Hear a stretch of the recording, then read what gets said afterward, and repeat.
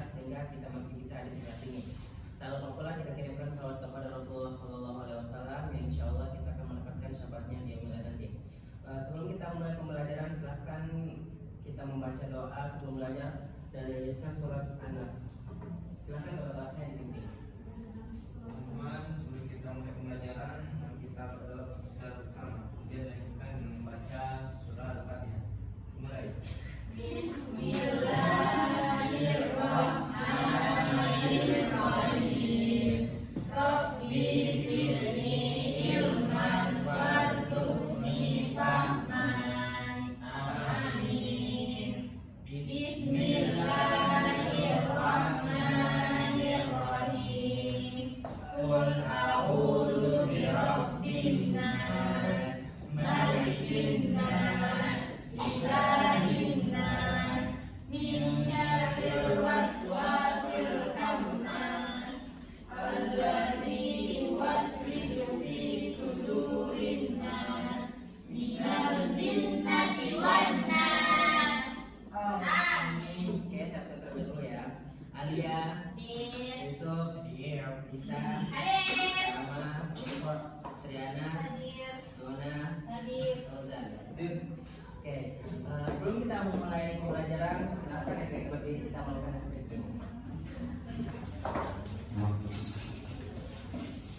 Oke, instruksinya kali ini yaitu ketika ada kata yang jawab oke, maka silakan lakukan. Bisa dipahami? Bisa. Oke. Baik, kita mulai ya. Pak. Silahkan pegang bunda. Oke, ulang ya. Oke, silahkan pegang kepala.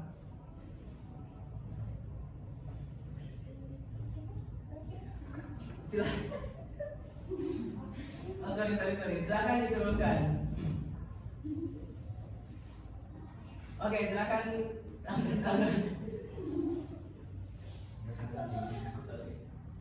Oke, silahkan diturunkan. Oke, silahkan dulu. Beri aplaus untuk kalian.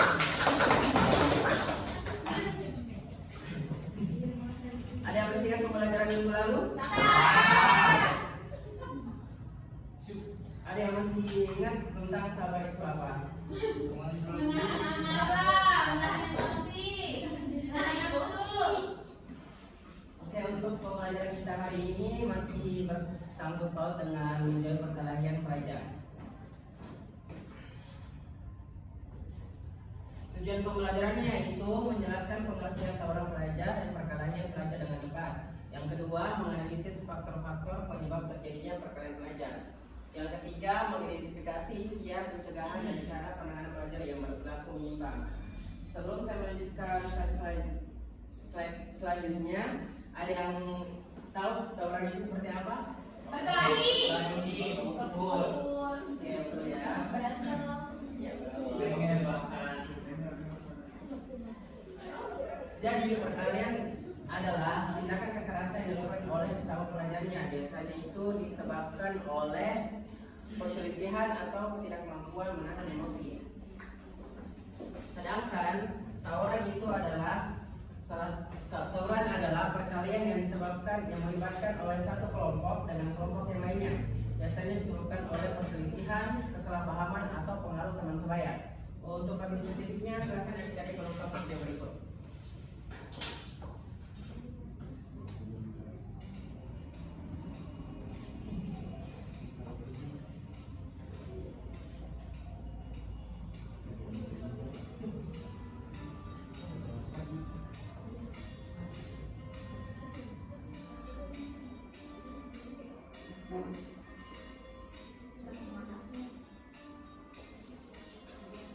Oke, adik-adik siapa tahu ya?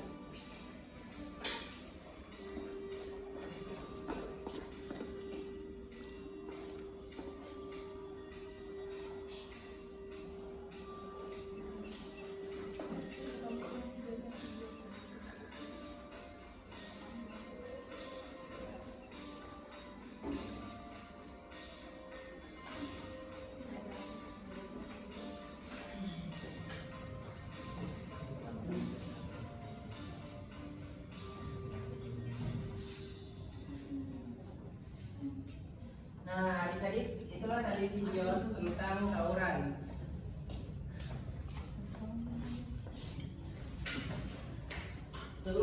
lanjutkan di slide berikutnya. Ada yang tahu kira-kira penyebab terjadinya tawaran di atas seperti apa?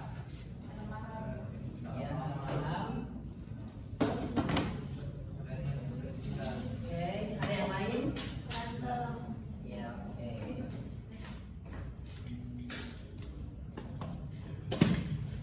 Nah, ada beberapa faktor penting terjadi perkelahian pelajar. Silakan satu orang baca. Saya. Yang pertama, keputusan yang salah atau rational choice. Yang kedua, lingkungan yang kurang baik atau sosial organization. Yang ketiga, tekanan hidup atau stress. Yang keempat, pengaruh pergaulan teman. Differential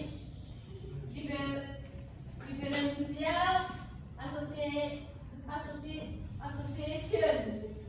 Dan yang kelima, cap atau label negatif.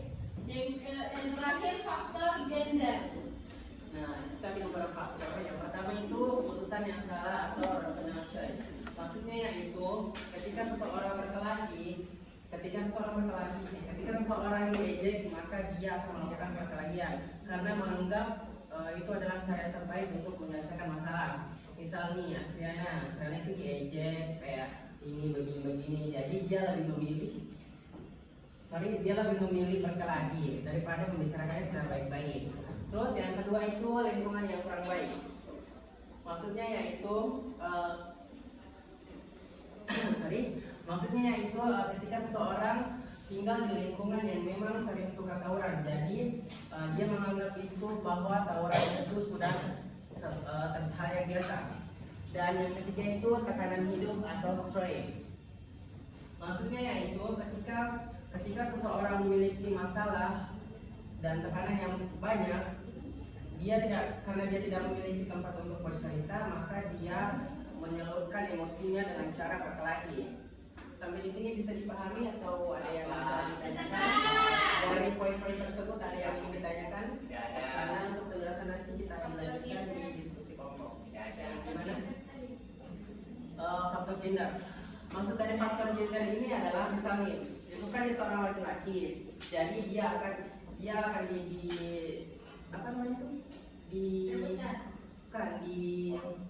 kayak disuruh kayak kamu ini laki-laki, jadi masa hal-hal yang seperti ini tidak bisa harus berkelahi karena dia kan laki-laki. Itu dari faktor gender. Selain dari faktor gender, dalam Islam juga kita diperintahkan untuk saling bersaudara. Seperti pada ayat di atas, Quran surat Al-Hujurat ayat 10. Silakan berdiri ya kalau ingin membacanya. Ya udah, silakan dibaca. Bisa keraskan suaranya? Innamal mu'minuna ikhwatun fa'aslihu baina akhwaykum wattaqullaha la'allakum turhamun. Sesungguhnya orang-orang mukmin itu bersaudara, karena itu tanyakanlah antara kedua saudaramu yang berselisih dan bertakwa kepada Allah agar kamu mendapatkan rahmatnya. Nah, oke. Ada yang tahu nggak hikmah yang bisa kita ambil dari ayat tersebut? Apa? Jangan pukul. Ada yang lain? Jangan saudara. Ya betul. Di dalam Islam itu kita diperintahkan untuk saling bersaudara dan kita tidak boleh kita tidak boleh saling menghakimi. Oke, betul. Oke, selanjutnya. Selain dari dalam Islam, ada cara mencegah perilaku menyimpang. Silakan orang baca. Ya. Yang pertama, berkesempatan. Yang kedua, mewujudkan keluarga yang harmonis. Lalu yang ketiga, setiap anak dididik. Keempat, di samping faktor keluarga. Kelima, bentuk perkembangan pelajar di lingkungan sekolah dengan baik. Oke, itulah dari beberapa untuk cara mencegah perilaku menyimpang. Yang pertama itu memberikan kesempatan. Maksudnya yaitu kita sebagai guru itu harus mendukung murid untuk menyalurkan untuk mengembangkan bakat dan minatnya. Misalnya si Yusuf kan misal ini Yusuf suka olahraga kesenian, maka kita sebagai guru itu harus mendukungnya baik ekstrakurikuler atau kesenian. Dan yang kedua itu wujudkan keluarga yang harmonis. Maksudnya yaitu dalam keluarga itu kita harus menciptakan hubungan yang baik, menciptakan komunikasi yang baik. Karena orang yang menyakiti itu bukan karena mereka jahat, tetapi karena mereka itu kurangnya kasih sayang di dalam keluarga. Yang ketiga itu setiap anak itu unik. Maksudnya yaitu setiap anak itu memiliki karakter yang berbeda-beda dan kita tidak boleh harus saling membanding-bandingkan. Maksudnya kita tidak boleh membanding-bandingkan si A dan si B. Misalnya Lisa ini suka menari atau boxing. Terus Adriana nih dia suka menari. Jadi kita tidak boleh harus membandingkan satu sama lain. Sorry. Oke. Untuk slide selanjutnya ya. Sini sampai sini bisa dipangin? Bisa. Next yaitu, ketika orang sudah melakukan tersebut, maka ada beberapa cara penanganannya. Boleh satu orang baca? Laki-lakinya? Yang pertama itu kepercayaan. Suaranya bisa kan? Pertama kepercayaan, kemudian hati, ketiga kemampuan mengerti dan menghayati, keempat kejujuran, kelima mengutamakan persepsi pelajar sendiri. Oke. Ada beberapa penanganannya yaitu yang pertama kepercayaan.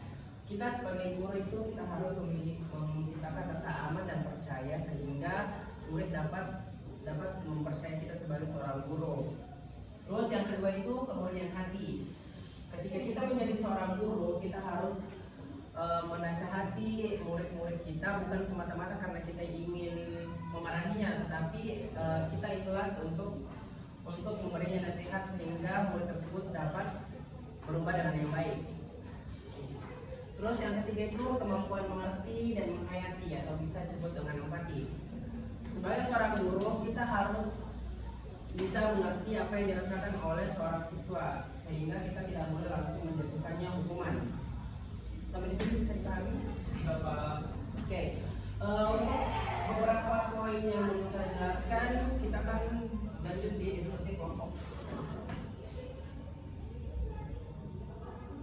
Dan silakan adik-adik bentuk 3 kelompok. Aturannya yaitu ketika salah satu kelompok presentasi, maka silakan kelompok yang lainnya memberikan sanggahan atau saran.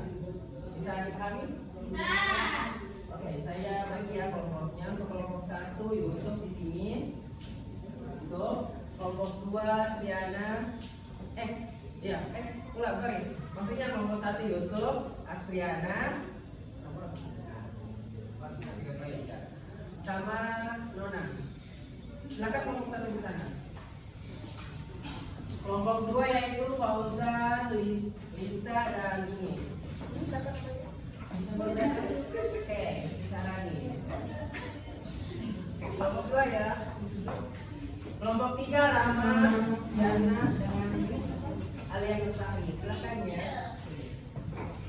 Untuk soalnya itu silakan adik-adik baca di atas.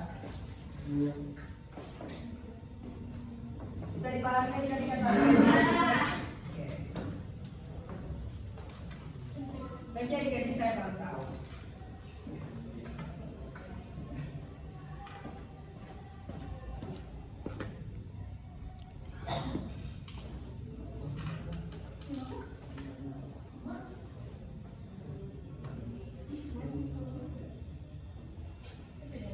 Oke, untuk diskusinya saya kasih waktu 5 menit.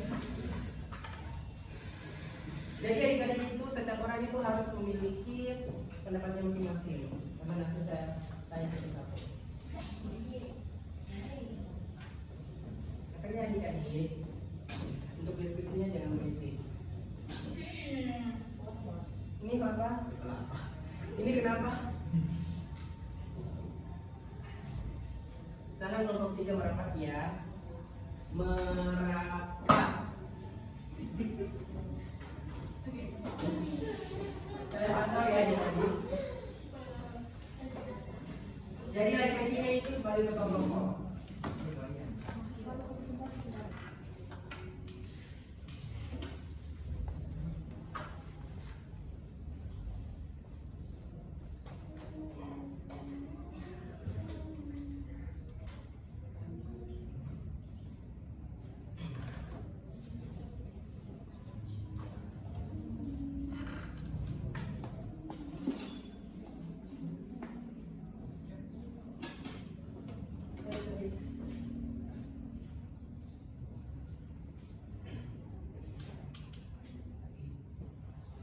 yang berisik ya. Ini kenapa?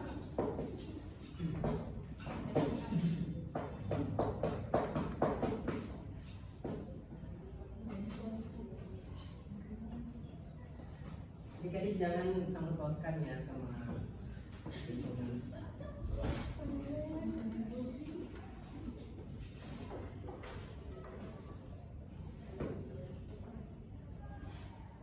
Saya pantau ya adik-adik.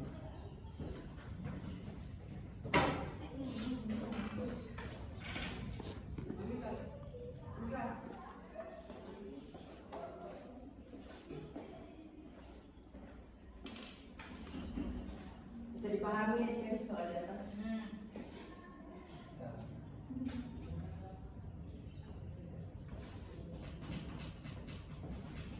Oke, silakan kelompok 1 presentasi di atas. Silakan maju di atas.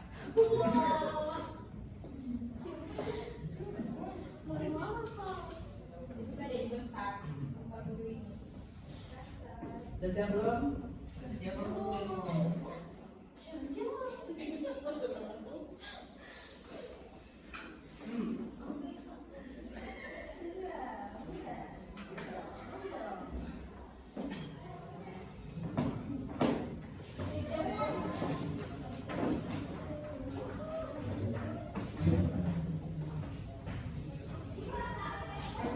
Faktor apa yang paling sering menyebabkan perkelahian pelajar? Mengapa? Yang pertama itu emosi yang tidak terkendali. Pelajar yang mudah marah atau tersinggung cenderung menyelesaikan masalah dengan kekerasan karena belum memiliki keterampilan mengelola emosi. Selanjutnya, faktor yang paling sering menyebabkan perkelahian pelajar adalah kurangnya kemampuan mengendalikan emosi. Karena pelajar, terutama pada usia remaja, masih berada dalam tahap perkembangan emosi. Mereka cenderung mudah tersinggung, marah, dan terpancing oleh ejekan, provokasi, maupun kesalahpahaman. Ketika tidak mampu mengendalikan emosi dan menyelesaikan masalah melalui komunikasi yang baik, mereka lebih mudah memilih jalan kekerasan sehingga terjadi perkelahian.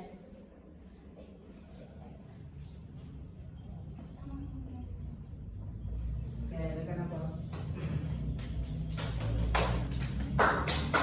Selanjutnya nomor 2.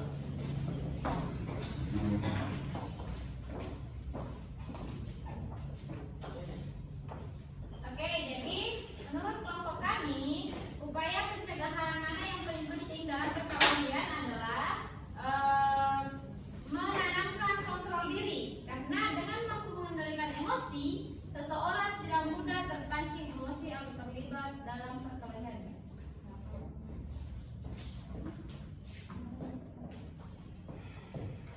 Terus upaya pencegahan yang lainnya itu adalah menanamkan sikap saling menghormati dan mampu mengendalikan emosi dengan baik.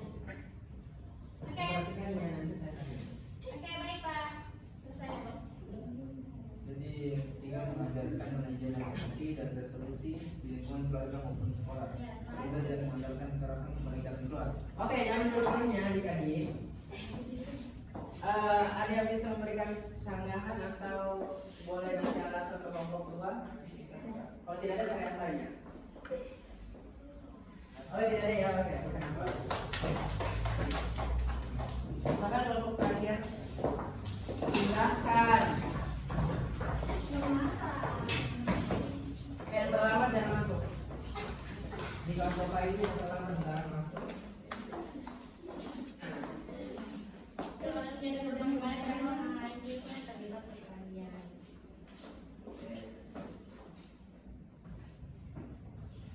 Kita menjadi guru, cara menangani siswa itu yang terlibat perkelahian dengan mengutamakan keselamatan, pembinaan, dan penyelesaian masalah secara adil. Menghentikan perkelahian dengan segera tanpa menggunakan kekerasan serta memastikan semua siswa dalam keadaan aman. Yes. Selanjutnya mengenai mendengar komunikasi dari mahasiswa dan berjalan susah dan pembinaan.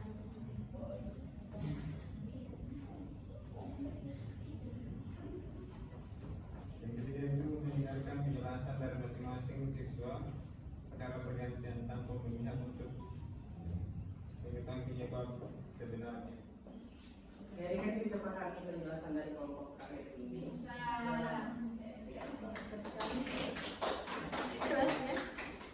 Nah itulah sorry ya tadi ada serangga. Nah itulah tadi dari tugas kelompok kalian. Selanjutnya saya akan memberikan tugas individu.